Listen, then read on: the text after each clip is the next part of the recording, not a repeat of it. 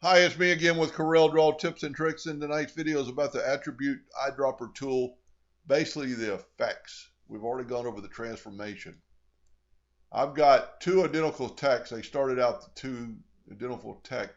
Now, sure enough, I could take this and Control D and make a duplicate of it and have an exact copy of it.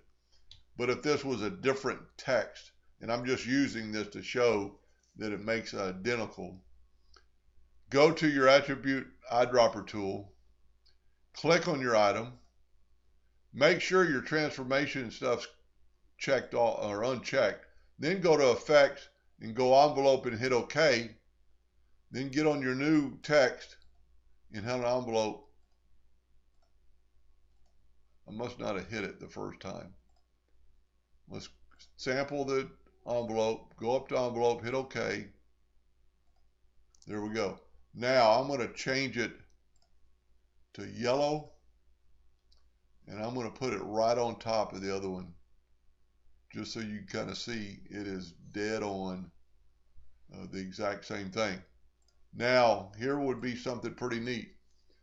You've got a contour of a box, and you would like the same contour of this ellipse, circle.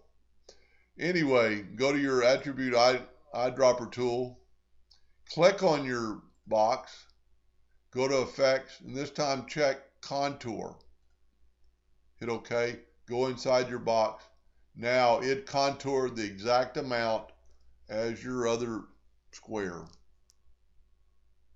That's pretty cool. So, transformation attribute eyedropper effects. Hope that helped a little bit, and thank you for watching.